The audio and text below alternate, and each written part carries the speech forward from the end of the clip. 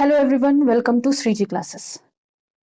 कल हम लोगों ने बात करी थी कि हम लोग सॉल्यूशन से स्टार्ट करेंगे। क्लास 12 का फर्स्ट चैप्टर सॉल्यूशन। पहले हम फिजिकल पूरी कंप्लीट करेंगे, फिर ऑर्गेनिक कंप्लीट करेंगे, लास्ट में इनऑर्गेनिक करेंगे। ठीक है। अगर जरूरत हुई बच्चों को या किसी ने कमेंट किया या किसी का मैसेज आया कि नहीं इनऑर्गेनिक पहले कर दीजिए ऑर्गेनिक बाद में कराइए, तो वो भी पॉसिबल है, लेकिन पहले हम फिजिकल लेके चलेंगे। ठीक है। तो सॉल्यूशन में जो कल हमने देखा था, बहुत बेसिक चीज देखी थी। चैप्टर 1 है हमारा क्लास 12 का। ठीक है। तो बहुत चीजें आराम से होंगी और ऑलमोस्ट जून तक आपका 60 से 50 to 60% चैप्टर खत्म हो जाएंगे। और मैं कोशिश करूंगी पूरा फिजिकल और 50% या 60% ऑर्गेनिक आपका फिनिश हो जाए। इनऑर्गेनिक बचेगी। इनऑर्गेनिक रटने वाला है, तो पहले समझने वाले हम सारे कंप्लीट कर लेंगे। ठीक है। तो हमने जब सॉल्यूशन की बात करी तो हमने बताया कि पहली चीज जो सॉल्यूशन है वो किससे बनता है? सोल्यूट प्लस सॉल्वेंट से। ठीक है। आज प्रॉपर नोट्स बनाएंगे और हर चीज समझते चलेंगे। तो कुछ समझें उससे पहले हम ये समझ लेते हैं कि जो हमारा बॉडी में जितने भी प्रोसेस है, जो फर्स्ट लाइन है हमारी एनसीईआरटी के, almost all processes in body occurs in some kind of liquid substance. जो हमारी बॉडी में जितने भी प्रोसेस है, all processes in our body, जो हमारी बॉडी में जितने भी टाइप के प्रोसेसेस हो रहे हैं, वहां पे कहीं ना कहीं किसका यूज हो रहा होगा? लिक्विड सब्सटेंस का। ठीक है। अब लिक्विड सब्सटेंस क्या है? एक तो होगा नहीं। जब भी हम पानी की बात करते हैं, सबसे जो, क्योंकि हम सॉल्यूशन में जब भी कुछ समझना चाहेंगे तो सबसे पहले हम पानी को लेते हैं। ठीक है। तो पानी क्या है? पानी एक ऐसा पदार्थ है या मैटर है, या वाटर की जब हम बात करते हैं तो वो क्या है? अपने अंदर बहुत सारी चीजें को घोल रहा है। नहीं घोल पा रहा है तो भी हमें चीजें दिख रही हैं। पहली चीज, वो ट्रांसपेरेंट। वाटर जो है ट्रांसपेरेंट है। तो हम बहुत सारी चीजें, जैसे हम लोग ऑर्गेनिक में जब बात करेंगे, या फिर जो बच्चों ने 10th किया होगा उन्होंने देखा होगा बहुत सारी जगह कॉपर सल्फेट ले रहे हैं। कॉपर सल्फेट क्यों ले रहे हैं? वो इसलिए ले रहे हैं क्योंकि हमें विजिबली दिख रहा है कि वो ब्लू कलर का है। उसका सॉल्यूशन, कॉपर सल्फेट सॉल्यूशन जो है ब्लू कलर का, उसके क्रिस्टल भी ब्लू कलर के दिख रहे हैं। ठीक है। और जब हम उनको, उस सॉल्यूशन को, या फिर उस का लिक्विड का कॉपर सल्फेट का जो लिक्विड फॉर्म है, उससे हम कोई रिएक्शन कराते हैं, या तो कलर डिसअपियर हो जा रहा है या फिर कलर में चेंज देखने को मिल रहा है। ठीक है। तो वो विजिबली हमको दिख रहा है और बहुत ही इजीली हमको अवेलेबल है हमारी केमिस्ट्री लैब में। ठीक है। तो ऐसे ही वाटर हमको हर जगह अवेलेबल है, in our kitchen, in our school labs, in every day to day life we use water as our daily necessity. ठीक है। तो हम अपनी डेली नेसेसिटी में वाटर यूज कर रहे हैं, एयर यूज कर रहे हैं। अब एयर क्या है कि हम ऐसे मुट्ठी बंद कर रहे हैं तो इसके अंदर हो सकता है एयर हो, लेकिन हमें नहीं पता, हमें आसपास एयर नहीं दिख रही, तो हमने जनरली वाटर को कंसिडर किया एज अ मिक्सचर। ठीक है। अब कुछ लोग कहेंगे वाटर तो क्लियर दिख रहा है। पॉन्ड वाटर लिया तो पॉन्ड वाटर में कुछ गंदगी दिख रही है। ठीक है। रिवर वाटर लिया तो हो सकता है उसमें सैंड पार्टिकल्स मिल जाए। समुद्र का पानी लिया या सी वाटर लिया तो वहां पे सॉल्ट या खारा पानी मिल जाए। ठीक है। तो वो चीजें हमें इतनी कॉमन सेंस पता है, हम लोगों को इतना पता है कि पानी उसमें कुछ तो है जिसकी वजह से उसका टेस्ट चेंज हो रहा है, कुछ तो है उसकी वजह से उसमें हमको चेंजेस देखने को मिल रहे हैं। तो जब हम पानी की बात करते हैं तो हम अपने घर का पानी पिए। ठीक है। अब क्या है, बहुत सारे लोग आरओ वाटर यूज कर रहे हैं, बहुत सारे लोग मिनरल वाटर यूज कर रहे हैं, बहुत सारे लोग फिल्टर वाटर यूज कर रहे हैं। तो सॉरी। तो जब इस तरह से हम वाटर यूज करते हैं तो उसका टेस्ट लगभग सिमिलर होता है। ठीक है। लेकिन जो लोग यूजुअली साफ पानी को इस्तेमाल करते हैं कहीं भी, बाकी तो साफ पानी हमेशा इस्तेमाल करना चाहिए, लेकिन वो फ़िल्टर या आरओ या यूवी रेज़ से फ़िल्टर्ड हुआ या फिर मिनरल वाटर नहीं यूज़ कर रहे हैं, उसकी जगह वो क्या यूज़ कर रहे हैं, कहीं का भी पानी यूज़ कर रहे हैं जो साफ हो, ठीक है? हैंडपंप से निकला हुआ, ट्यूबवेल से निकला हुआ, तालाब का साफ पानी, लेक का साफ पानी, किसी टैप से आया हुआ साफ पानी, तो सब टेस्ट चेंज होगा। नदी का पानी, ठीक है, कुएं का पानी, तो सबका टेस्ट चेंज होगा। तो हमें इजीली वेरी चीप कॉस्ट में और बहुत ज्यादा कह सकते हैं कि उसको हम कंफर्टेबली यूज कर रहे हैं वाटर को, और उसके साइड इफेक्ट भी नहीं है, ठीक है। तो बहुत ज्यादा पॉल्यूटेड वाटर होगा तो साइड इफेक्ट होंगे, लेकिन जो हम इजिली यूज कर सकते हैं, इसलिए हम हर जगह वाटर की बात करेंगे, ठीक है। अब हम बात अपने लेसन पे आते हैं।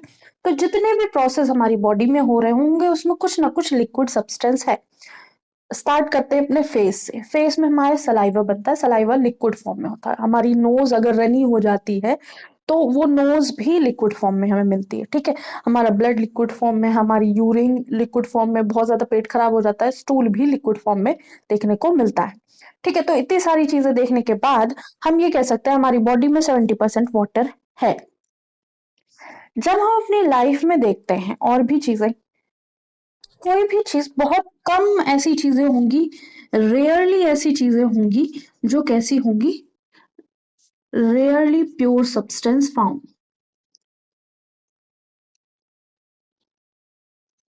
रेयरली मतलब बहुत कम मात्रा में, बहुत कम मात्रा में हमें प्योर सब्सटेंस मिलता है, ठीक है। अगर हम प्योर गोल्ड ले आए, प्योर सिल्वर ले आए, तो हम उसको पहन नहीं सकते। प्योर गोल्ड को हम पहन नहीं सकते, क्योंकि अगर हमने ज्वेलरी की तरह इस्तेमाल कर रहा है, कुछ लोग यूटेंसिल्स की तरह इस्तेमाल कर रहे हैं, तो हम लोग वो जो हमारा गोल्ड है उसको इस्तेमाल नहीं कर पाएंगे, ठीक है। हम कुछ काम कर रहे होंगे, वो टेढ़ा मेढ़ा हो जाएगा, थोड़ा सा टेम्परेचर बढ़ेगा, वो टेढ़ा मेढ़ा हो जाएगा। तो इस समय तो 40-50 टेम्परेचर इंडिया में क्या कह सकते हैं कि चलन में आ गया है। तो इतना टेम्परेचर तो हम लोग सह ही सकते हैं, ठीक है। 80 तक सह सकते हैं हम लोग, इतने स्मार्ट हो गए हैं। तो इतना टेम्परेचर सहने के लिए, और इस टेम्परेचर में हम लोग सह सकते हैं, लेकिन क्या है कि गोल्ड नहीं सह सकता प्योर फॉर्म, ठीक है। सिल्वर भी ज्यादातर प्योर फॉर्म हम नहीं लेते हैं, ठीक है। तो बहुत सारे सब्सटेंस हैं पूरी दुनिया में, लेकिन कोई भी प्योर फॉर्म में मिल रहा हो या प्योर फॉर्म में हमें इजीली अवेलेबल हो, वो पॉसिबल नहीं है, ठीक है। अगर प्योर फॉर्म हमें चाहिए तो हमें कुछ ना कुछ उसके लिए फिल्ट्रेशन का प्रोसेस करना पड़ेगा, कोई केमिकल टेक्निक इस्तेमाल करनी पड़ेगी, या फिर कोई भी डिफरेंट डिफरेंट केमिकल प्रॉपर्टीज की जो होंगी उसको समझ कर उसमें कोई ना कोई टेक्निक अप्लाई करनी पड़ेगी, जिससे हम उसको प्योर फॉर्म में बना सकते हैं, ठीक है। तो ना एयर प्योर फॉर्म में है, ना वाटर प्योर फॉर्म में है, ना हमारा ब्लड प्योर फॉर्म में है, ना जितनी, ना वुड प्योर फॉर्म में। अगर कोई कहते वुड प्योर है, तो वुड क्या है, वुड के अंदर भी बहुत सारी चीजें हैं, ठीक है। वो कार्बन से कंपोज्ड है, ठीक है, कार्बन से कंपोज्ड है, लेकिन कोई कोई वुड को प्रेस करो तो उससे ऑयल जैसा निकलता है, कोई कोई वुड से क्या कहते हैं गम जैसा निकलता है। तो ये सारी चीजें, बहुत सारी चीजें हैं हमारी लाइफ में जिसको हम यूज कर रहे हैं, और वो सारी बहुत कम ही ऐसी हैं जो प्योर फॉर्म में मिल रही हैं। अगर प्योर फॉर्म में मिल भी रही हैं तो हम उसको यूज नहीं कर पा रहे हैं, ठीक है। फिर नेक्स्ट है कि जो मिक्सचर है, प्योर बहुत कम सब्सटेंस मिलेंगे, मिक्सचर एक वर्ड यूज करेंगे, ठीक है। प्योर सब्सटेंस क्या होता है, composed of only one substance, ठीक है। जैसे हम आयरन की बात करें, आयरन Fe की बात करें, तो आयरन की जब हम बात करेंगे तो ये 99% प्योर होगा। कभी कभी 94% प्योर होगा, कभी कभी 95% प्योर होगा, कभी कभी 96-98% प्योर होगा, और उसमें साथ में कुछ ना कुछ इम्प्योरिटीज मिली होंगी, ठीक है। या फिर हम बात करें कार्बन की, जब हम बात करेंगे कार्बन की तो इसके अंदर कार्बन ही होगा, थोड़ा बहुत इम्प्योरिटीज हो सकती हैं, ठीक है। तो जब हम बात करेंगे किसी प्योर सब्सटेंस की, तो हम ये कह रहे होंगे कि वो सब्सटेंस एक ही एलिमेंट से बना होगा, ठीक है। और अगर हम कंपाउंड की बात करते हैं तो वो एक से ज्यादा सब्सटेंस से या एलिमेंट से मिलकर बना होगा, ठीक है। मिक्सचर क्या है, mixture 2 or more than 2 substance combine करेंगे तब हमें मिक्सचर मिलेगा। अब अगर कोई कहे कि मिक्सचर क्या है, ठीक है, तो मिक्सचर ऐसा चीज है जो हम उसको इजीली सेपरेट कर सकते हैं, ठीक है, या फिर कह सकते हैं उसका कोई कंपोजिशन नहीं है, ठीक है। फिर एक वर्ड आएगा कंपाउंड। कंपाउंड कंपाउंड क्या होगा, उसका फिक्स फॉर्मूला होगा, या फिर कह सकते हैं अ, अगर हम वाटर की बात करें, H2, H2, तो एक तरह का ये मॉलिक्यूल है, ठीक है, ये मॉलिक्यूल है। और ये जो मॉलिक्यूल है इसमें एक ऑक्सीजन मॉलिक्यूल एलिमेंट है, या फिर एक मोल या फिर एक एटम ऑफ ऑक्सीजन है और 2 एटम ऑफ हाइड्रोजन है। तो ये मिल के कंपाउंड बना रहे हैं, कौन, H2O बना रहे हैं, ठीक है। तो अब मिक्सचर में क्या होगा, कुछ ऐसे मिक्सचर होंगे जो बिल्कुल आपस में घुल मिल गए होंगे और हमको समझ में नहीं आ रहा होगा कि ये मिले हैं या फिर एक ही सब्सटेंस है, ठीक है, इस तरह से मिल गए होंगे। और या फिर ऐसे सब्सटेंस होंगे जो आपस में मिले भी होंगे किसी भी तरह से, जैसे हम वाटर और सॉल्ट मिक्स करते हैं, वाटर और शुगर मिक्स करते हैं, इन सबको जब मिक्स करते हैं हम, तो हम कोई रेशियो लेते हैं, हाँ ऐसे रेशियो लेते हैं, 1 कप वाटर लिया, 1 चम्मच शुगर ले लिया, ठीक है, 1 कप वाटर लिया, 1 चम्मच सॉल्ट ले लिया। तो ये सब ऐसे हम मेजरमेंट कर रहे हैं, लेकिन जब हम लैब में करते हैं तो बहुत ध्यान से चीजें मेजर कर करके काम करते हैं, ठीक है।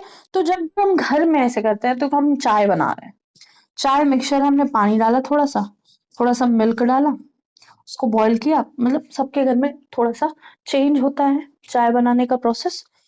जो मैं बना रही हूँ उसमें क्या, मैंने पानी लिया थोड़ा सा, उसमें थोड़ा सा दूध मिक्स किया और उसको बॉईल किया, फिर उसमें शुगर डाली, कुछ लोग पिंच ऑफ सॉल्ट भी डालते हैं, फिर उसके बाद जो भी हमारा मसाला चाय है, जो जिस तरह की भी चाय बन रही है, और बेसिकली इसमें चाय पत्ती भी हम डालेंगे। हम क्या करेंगे, बॉईल जैसे ही हमारा जो ये और वाटर और मिल्क का मिक्सचर है, या वाटर और मिल्क का जो सॉल्यूशन है वो बॉईल करने को होगा, वैसे ही हम उसमें क्या, चाय पत्ती डाल देंगे और ये बढ़िया सी चाय हमारी बन गई, ठीक है। अब जब ये सब कुछ हो रहा है, हमने चाय छानी, तो ये एक तरह का सॉल्यूशन बना, ये एक तरह का मिक्सचर बना। तो हमने क्या किया कि जब हम चाय छान रहे थे या फिल्टर कर रहे थे, जब हमने फिल्टर किया, ठीक है, फिल्टर पेपर यहाँ लगाया और फिल्टर किया हमारी कप में, तो इसमें क्या होगा, रेजिड्यू मिल जाएंगे, जो हमारी स्टेनर है या छन्नी है उसमें रेजिड्यू मिल जाएंगे, किसके, जो भी हमने अलग से सॉलिड मटेरियल डाला है। कौन कौन से मटेरियल, हमने सॉलिड फॉर्म में तो शुगर भी डाली थी, सॉलिड फॉर्म में पिंच ऑफ सॉल्ट भी डाला था हमने, थोड़ी सी चाय पत्ती डाली थी। तो चाय पत्ती हमें स्ट्रेनर में मिल जाएगी, अगर हमने अदरक डाली है, इलायची डाली है, लौंग डाली है, बहुत सारे मसाले डाल के बनती है चाय, सब लोग अलग अलग तरह से पसंद करते हैं। तो अब ये कोई ये ना कह दे कि छौंका लगा दो इसमें, ठीक है।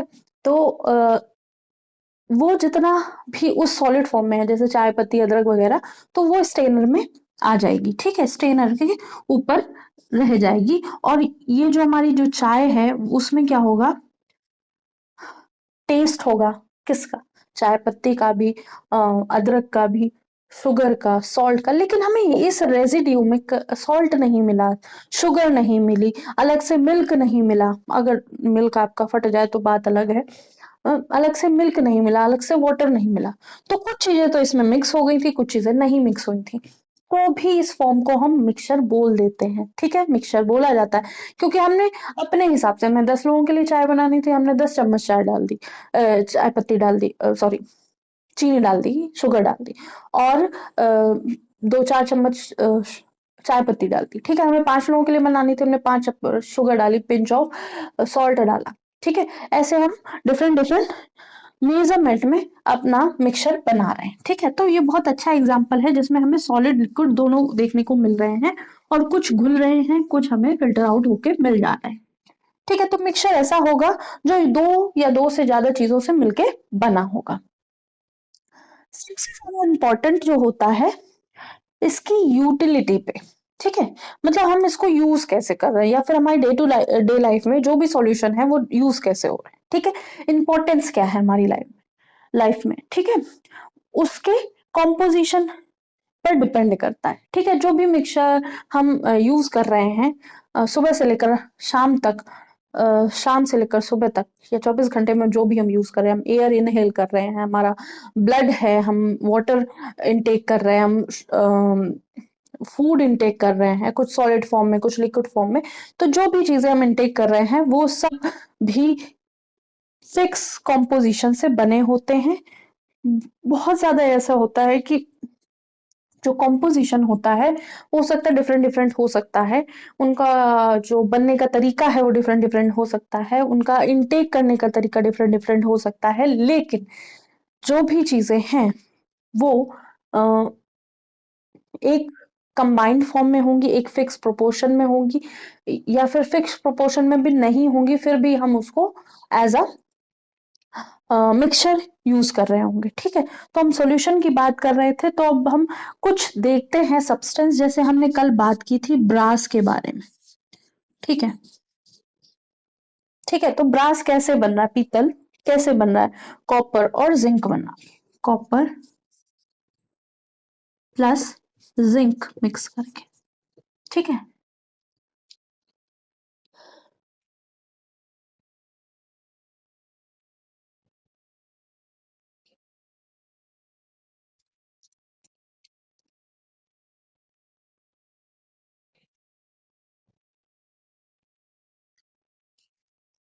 तो ब्रास जो है वो पिंक, सॉरी, येलो कलर का सब्सटेंस होता है, या कह सकते हैं कि मेटल होता है, एक सॉलिड अलॉय होता है, जिसका सॉलिड मिक्सचर होता है, जिसमें हम जिंक और कॉपर को मिक्स करते हैं। जब हम मिक्स करते हैं तो येलो कलर का सब्सटेंस मिल रहा होता है।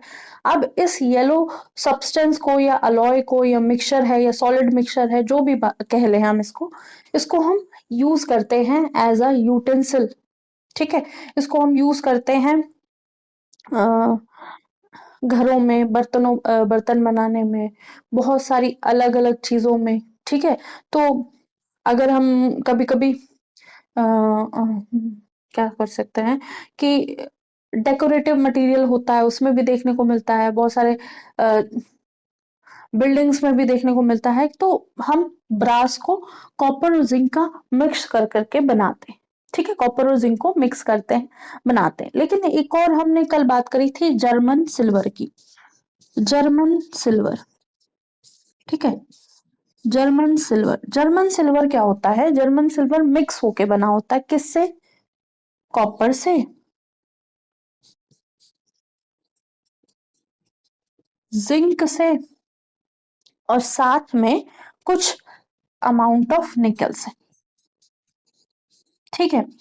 तो कॉपर मिक्स किया, जिंक मिक्स किया और निकल मिक्स कर दिया, तो हमें जर्मन सिल्वर मिल गया। इसको, ये कुछ सिल्वर जैसा दिखता है, लेकिन ये एक्चुअल में सिल्वर नहीं होता है, या फिर कह सकते हैं ये जो जर्मन सिल्वर है उसमें कोई भी सिल्वर का एलिमेंट या एटम, या कह सकते हैं कुछ भी सिल्वर से कुछ लेना देना नहीं है इसका, ठीक है। फिर हमने बात करी ब्रोंज, ठीक है। फिर हमने कल ही ब्रोंज भी देखा था।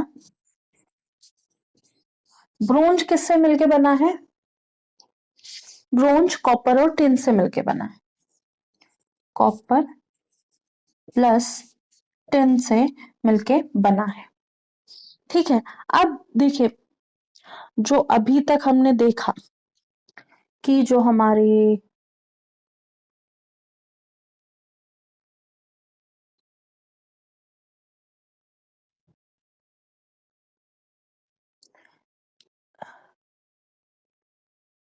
जो हमारा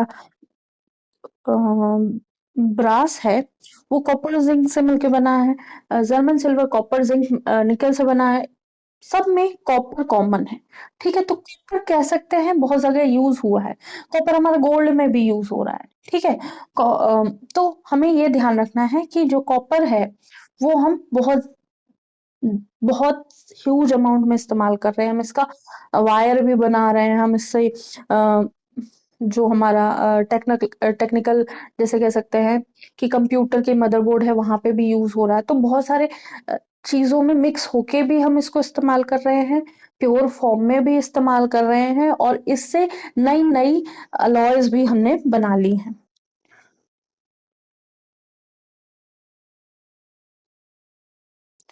तो अगर हम ब्रास में बात करें तो ये ऑलमोस्ट 60% होता है,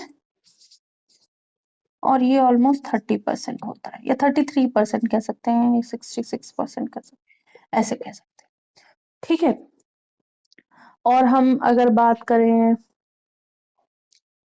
जर्मन सिल्वर की,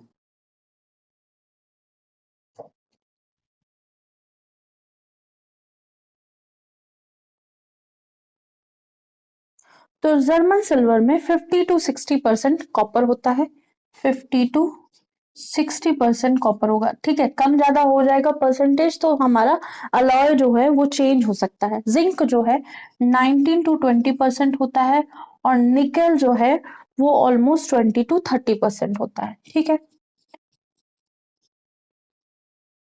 ब्रोंज, जब हम ब्रोंज की बात करेंगे तो ब्रोंज में क्या है वो भी देख लेते हैं, एक मिनट।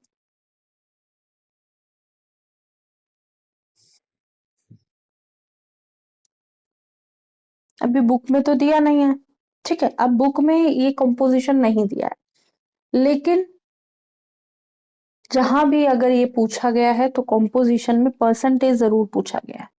ठीक है, तो अगर हम ब्रोंज की बात करें तो ब्रोंज जो है मिक्सचर है किसका, कॉपर का, तो यहाँ पे भी कॉपर का परसेंटेज क्या होगा, ज्यादा ही होगा। एक मिनट रुकना,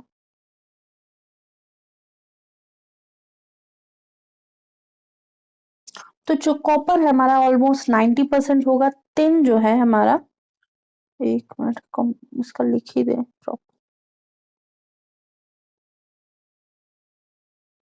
अरे यार क्या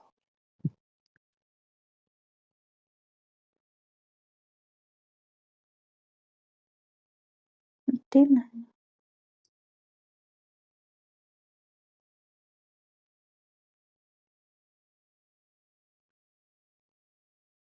ठीक है, तो यहाँ पे कॉपर जो है 90% होगा ऑलमोस्ट, और टिन 10 to 12%। ठीक है, तो ये जो ये परसेंटेज है इनका कॉम्पोजिशन है वो ध्यान रखना है। अब हम अपना आगे बढ़ते हैं, तो ये बहुत सारी चीजें हमने देखी। ठीक है, अब हमने क्या हुआ कि जब टूथ डिके होता है तो टूथ डिके को अब धीरे धीरे चैप्टर में बढ़ते हैं आगे, तो टूथ डिके होता है। टूथ डिके जब हो रहा होता है तो हम ऐसा क्या लेते हैं जिससे वो सही हो जाए।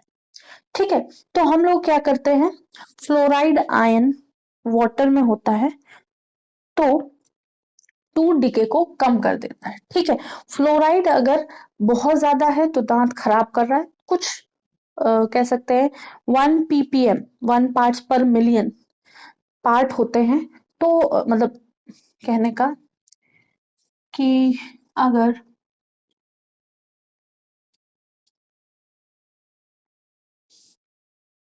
इतने में एक फ्लोराइड का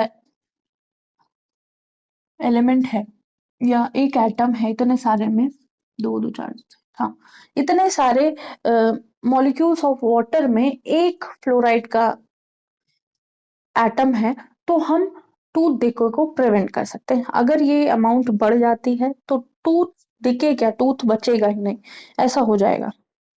ठीक है, तो अगर 1 ppm है फ्लोराइड आयन इन वाटर तो वो प्रिवेंट करेगा टूथ डिके। 1 ppm फ्लोराइड इन, यहाँ ऐसे क्यों लिखा है, water prevent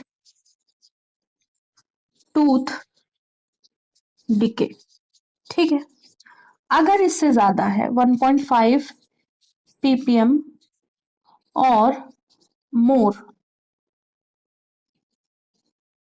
fluoride in water तो एक्सेस में हमारा टूथ डिके हो जाएगा।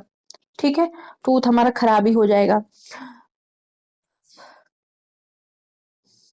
तो एक तरह से पॉइजनस हो जाएगा।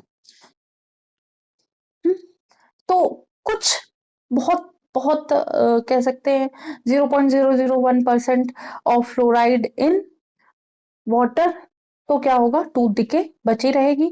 अगर 1.5 ppm से 1.5 ppm या उससे ज्यादा फ्लोराइड इन वाटर हमें मिलती है कहीं भी, किसी भी ग्राउंड वाटर में या कहीं भी, ठीक है, क्योंकि बहुत सारा पोल्यूटेड है हमारा एनवायरनमेंट और हम लोग कैसा भी पानी पी ले रहे हैं, अगर कुछ भी नहीं मिला तो पहले जो वो पॉट वाला मेथड होता था ना कि पॉट से फिल्टर आउट करो, बालू वालू बालू चारकोल और ये सब रख के, वो बेस्ट मेथड है।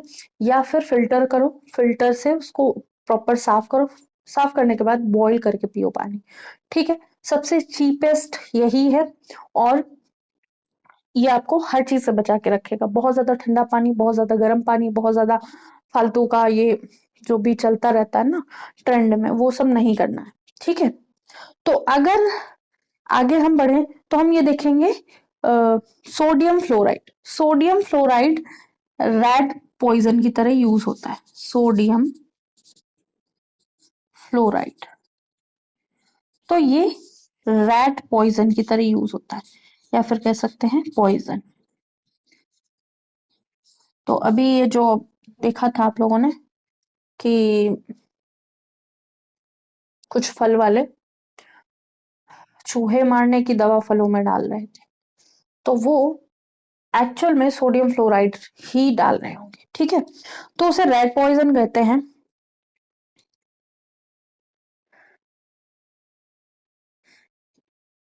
तो आप समझ सकते हैं कि क्या क्या हो रहा है।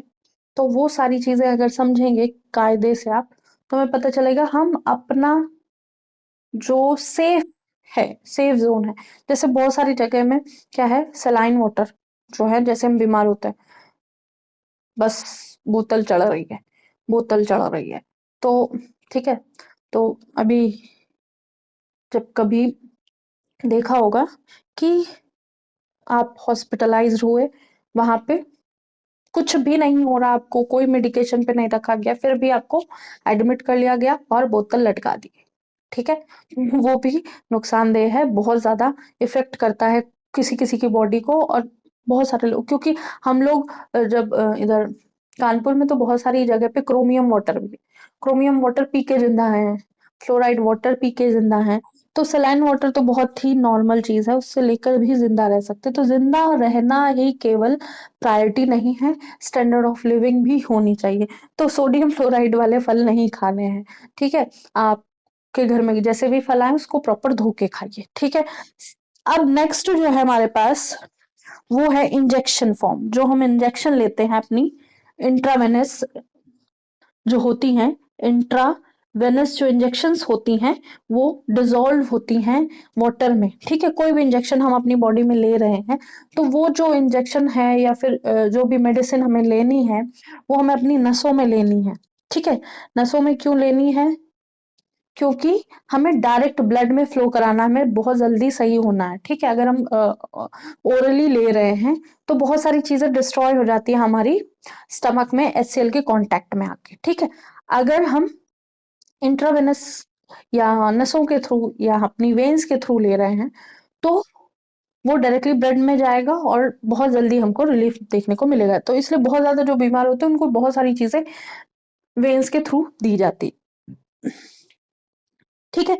तो कह सकते हैं जो बहुत सारी मेडिसिन होती हैं वाटर में डिसॉल्व करके हमको क्या करते हैं, इंजेक्शन के थ्रू हमारी बॉडी में पहुंचाई जाती है, ठीक है। तो जो हम बॉटल की बात कर रहे थे, तो वो जो वाटर कंटेन होता है उसमें सॉल्ट होता है, आयनिक कंसेंट्रेशन होता है, एक पर्टिकुलर आयनिक कंसेंट्रेशन होता है जो सलाइन वाटर होता है उसमें भी, ठीक है। तो कुछ कुछ लोगों को नुकसान करता है, और वो जो कंसेंट्रेशन है जो हमने dissolve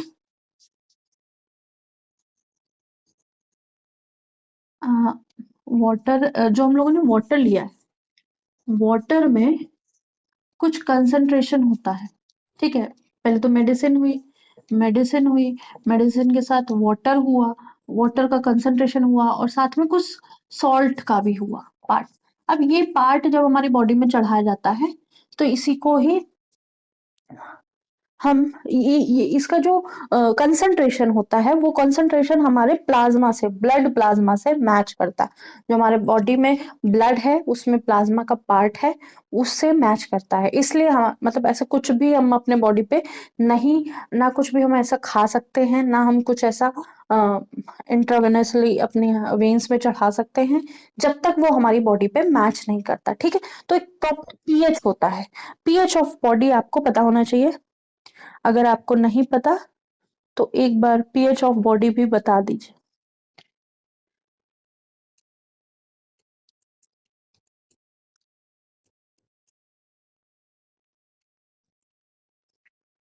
pH of human body आपने क्लास 10th में पढ़ा होगा। अगर नहीं पढ़ा तो फिर एक बार फिर से हम पढ़ लेते हैं। पीएच ऑफ ह्यूमन बॉडी, ये जो है कंसंट्रेशन मैच विथ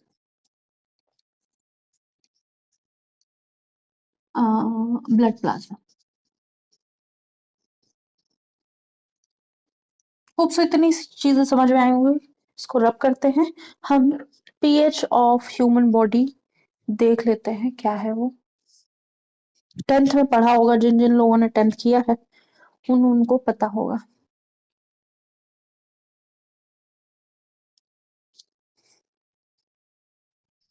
तो यहाँ पे पहला आपको पता होना चाहिए pH of human body.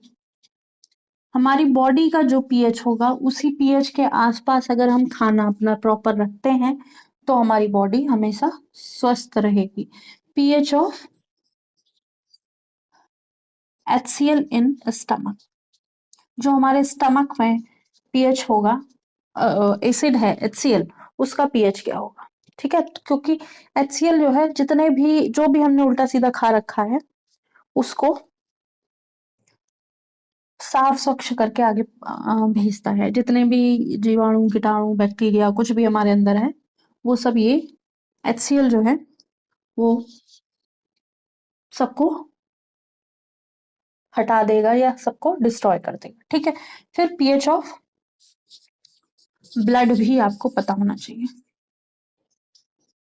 PH of saliva,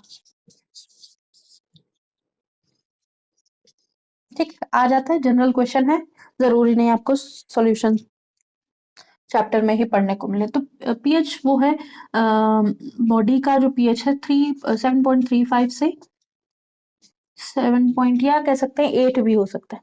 7 point, sorry 8 नहीं रखते हैं, 7.4 रख देते हैं, 7.3 टू 7.4।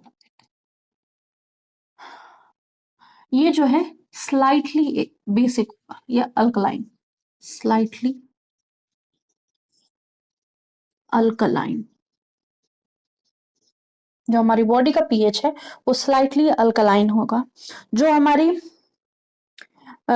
स्टमक में एसिड है HCl, उसका पीएच कितना होगा 1.35 से 1.45। तो ये स्ट्रांगली एसिडिक है, या फिर इसको 3 तक भी पहुंचा सकते हैं, ये ज्यादा सही है। ठीक है, 1 से 3 के बीच में रहेगा। इधर इधर बहुत ज्यादा इधर होगा तो एसिडिक हो जाएगा, उधर होगा तो बेसिक हो जाएगा। ठीक है, तो इतना ध्यान रखना, वेरी करती है इसी के बीच में। ठीक है, तो ये था हमारा pH of HCl in stomach. PH of human blood कितना होगा, ब्लड भी ऑलमोस्ट इसी के आसपास होगा, 7.35 से 7.45। तो अगर इसकी बात करें ना ह्यूमन बॉडी, तो बेसिकली वो ब्लड की ही बात कर रहे हैं। PH of blood in human या फिर human blood, pH of human blood. एक और पूछा जाता है पीएच ऑफ यूरिन। ठीक है, तो ये सारे बेसिक क्वेश्चन है, ये आपने नहीं पढ़े हैं, कहीं ना कहीं एग्जाम में आ रहे हैं। ठीक है, ये भी स्लाइटली अल्कलाइन होगा। पीएच ऑफ सलाइवा, अब और किसी का सलाइवा हो तो वो वेनेमस भी हो सकता है। तो 6.2 से 6.4 के बीच में वेरी कर रहा है। ठीक है, 6 से 7 मिले, इसको 7 रख, 6 से 7 के बीच में मिले तो अच्छा सलाइवा है। उससे कम या ज्यादा हो जाए तो ये क्या होगा, ये स्लाइटली एसिडिक होगा।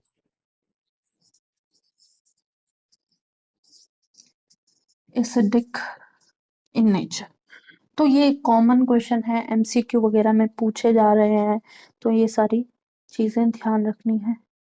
अब ह्यूमन यूरिन की बात कर लेते हैं। तो ह्यूमन यूरिन का 4.5 से 8.2 के बीच में हो सकता है, लेकिन इससे कम या ज्यादा हमको देखने को मिलेगा। वो हमारी बॉडी में पानी का जो परसेंटेज है ना, उस पे डिपेंड करेगा। और एक सबसे इम्पोर्टेंट एक बार देख लेते हैं, ये तो आपको पूछा जाए या ना पूछा जाए, लेकिन आपको पता होना चाहिए। PH of skin, human skin, क्योंकि सब इसी के पीछे परेशान है।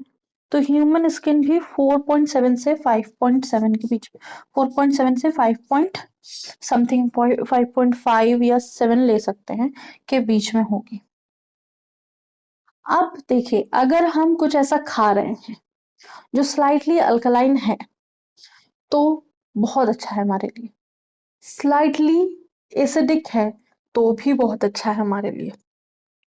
ठीक है, अगर कुछ भी थोड़ा बहुत ऊपर नीचे हो जाता है बनाने में या खाने में, तो हमारा सलाइवा सॉरी हमारा जो स्टमक में HCl है उसको सही कर लेता है, उसको काउंटर करके बैलेंस कर लेता है। यूरिन में इतना पीएच होना चाहिए, इससे कम या ज्यादा आपको आपको हेल्थ इश्यूज है।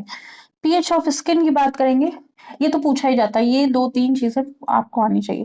यूरिन बहुत जिनका बायो पोर्शन होगा उनमें पूछा जाएगा, और कभी कभी पूछ लिया जाएगा, साइंस पोर्शन पूछ के कुछ भी पूछ सकते हैं, साइंस बोल के कुछ भी पूछ सकते हैं।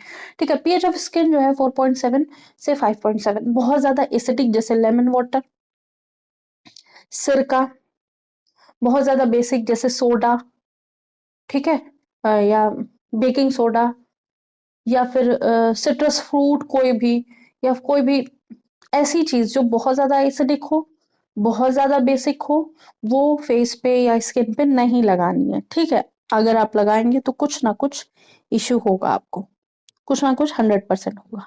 ठीक है, तो ये हमने बेसिक चीज बात कर ली। अब हम आते हैं टाइप्स ऑफ सॉल्यूशन पे। ठीक है, अच्छा पहले ये भी तो है सोल्यूट। अच्छा, types of solution next class में चले करेंगे। अभी हम सॉल्यूट, सॉल्वेंट, कंसंट्रेशन और डाइल्यूशन, डाइल्यूट सॉल्यूशन या कंसंट्रेटेड सॉल्यूशन क्या होता है, एक बार वो भी पढ़ लेते हैं।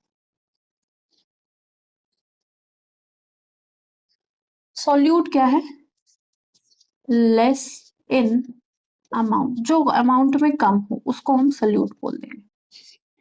सॉल्वेंट क्या है, मोर इन अमाउंट, जो अमाउंट में ज्यादा होगा उसको हम सॉल्वेंट बोल देंगे। ठीक है, तो जो मीडियम ऑफ सॉल्यूशन होगा डिपेंड करेगा सॉल्वेंट पे।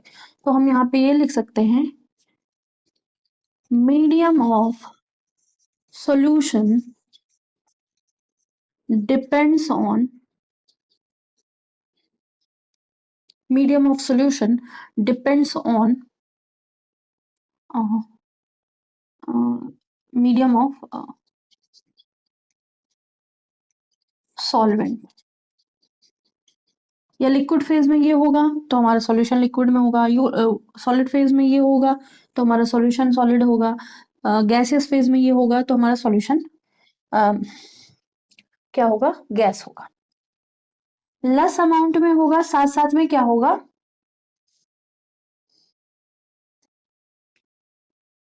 वन और मोर इन नंबर। ये एक भी हो सकता है, ज्यादा भी हो सकता है। जैसे हम ओआरएस का घोल बनाते हैं, ओआरएस का घोल क्या होता है, नमक, चीनी, पानी, बस यही है ओआरएस का घोल। इसके अलावा कुछ भी मिक्स कर रहे हैं तो आप ओआरएस की क्वालिटी को घटा रहे हैं। ठीक है, तो जब भी किसी को इलेक्ट्रोलाइट बॉडी में कम लगे, या गर्मियों में कमजोरी महसूस हो, कमजोरी में सॉरी गर्मियों में बहुत सारा पसीना आ जाए, बहुत सारा स्वेटिंग हो जाए आपका, या यूं ही नहीं अच्छा लग रहा है आपको, बॉडी वीक फील कर रही है, तो हो सकता है आपकी बॉडी में इलेक्ट्रोलाइट कम हो, तो आप नमक, चीनी, पानी का घोल पीजिए और स्वस्थ हो जाइए। ठीक है। तो सॉल्यूट एक से ज्यादा हो सकते हैं। अगर हम नमक, चीनी, पानी का घोल बना रहे हैं तो नमक और चीनी जो है वो हमारा सॉल्यूट है, और सॉल्वेंट जो है वो पानी है। ठीक है। तो सॉल्यूट जो है लेस अमाउंट में होगा, सॉल्वेंट जो है मोर अमाउंट में होगा। ये एक से ज्यादा हो सकता है। ये ज्यादातर हम यहाँ पे जब बात करेंगे तो वो एक ही रखेंगे हम। ठीक है, बहुत ज्यादा इसको कॉम्प्लिकेटेड नहीं बताएंगे। अब एक है कंसंट्रेटेड सॉल्यूशन, एक वर्ड हमने ये सुना होगा, और एक हमने वर्ड सुना होगा डाइल्यूटेड सॉल्यूशन। कंसंट्रेटेड सॉल्यूशन क्या होगा, इसमें मोर अमाउंट ऑफ सॉल्यूट होगा। अब इसका ये मतलब नहीं है कि सॉल्यूट जो है सॉल्वेंट से ज्यादा हो जाएगा, इसका बिल्कुल भी ये मतलब नहीं।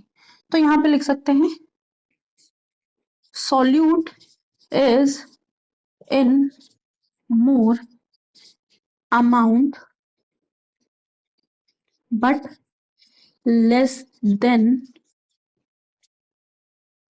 सॉल्वेंट। ठीक है। डाइल्यूटेड सॉल्यूशन की बात करेंगे तो यहां लिख देंगे सॉल्यूट इज इन वेरी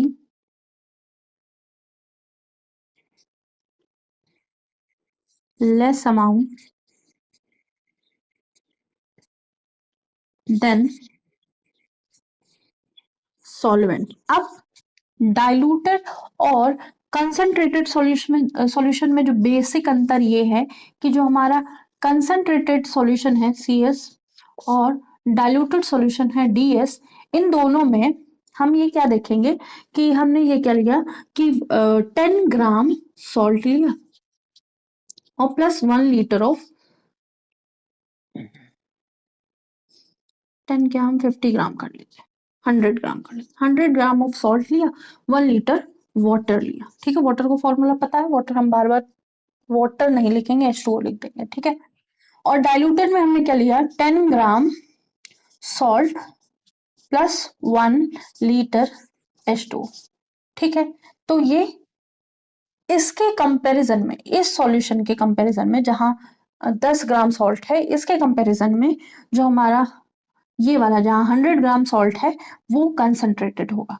ठीक है। अगर हम एक और ले लेते हैं, इसमें हमने क्या किया कि 1 ग्राम सॉल्ट लिया और उसमें 1 लीटर वाटर को ऐड कर दिया, या 1 लीटर वाटर लिया उसमें 1 ग्राम सॉल्ट ऐड कर दिया, तो इसके रिस्पेक्ट में ये कंसंट्रेटेड होगा। तो कंसंट्रेटेड सॉल्यूशन, डाइल्यूटेड सॉल्यूशन, ये दोनों कंपेयर करने होंगे ऑन द स्पॉट। ठीक है। हमें वहां देखना होगा हमारा क्वेश्चन क्या है, किस तरह का क्वेश्चन है। अगर ऐसा कुछ दे रखा है, एक जगह 100 ग्राम ऑफ सॉल्ट, एक जगह 10 ग्राम ऑफ सॉल्ट दे रखा है, और एक जगह 1 ग्राम ऑफ सॉल्ट दे रखा है। ठीक है। तो इन तीनों में हम ये करेंगे, ये मोस्ट कंसंट्रेटेड है, ये भी कंसंट्रेटेड है, लेकिन ये मोस्ट डाइल्यूटेड है। ठीक है। इसके रिस्पेक्ट में ये डाइल्यूटेड है, इसके रिस्पेक्ट में ये डाइल्यूटेड है, इसके रिस्पेक्ट में ये कंसंट्रेटेड है, इसके रिस्पेक्ट में ये कंसंट्रेटेड है। हमने क्या किया, वाटर की मात्रा बढ़ानी शुरू कर दी। ठीक है। यहां पे हमने ले लिया 100 लीटर ऑफ वाटर। ठीक है। और यहां ले लिया हमने 10 ml ऑफ वाटर, और यहां के लिया 1 लीटर ऑफ वाटर। ठीक है। अब क्या समझेंगे आप, अब ये समझेंगे कि 100 ग्राम सॉल्ट हमने 100 लीटर वाटर में डाल दिया, तो ये डाइल्यूटेड हो गया। अब हमने क्या लिया 10 gram water, 10 ml salt, 10 gram water में 10 ग्राम सॉल्ट मिक्स कर दिया, तो ये कंसंट्रेटेड हो गया, ये भी डाइल्यूटेड हो गया। ठीक है। 1 ग्राम सॉल्ट लिया, इतना छोटा सा अमाउंट वाटर में, 1 लीटर वाटर में मिक्स किया, तो ये भी डाइल्यूटेड हो गया। तो हमें सिचुएशन को देख के समझना है कहाँ पे डाइल्यूटेड हम यूज करेंगे या फिर कहाँ पे कंसंट्रेटेड सॉल्यूशन यूज करेंगे। ठीक है।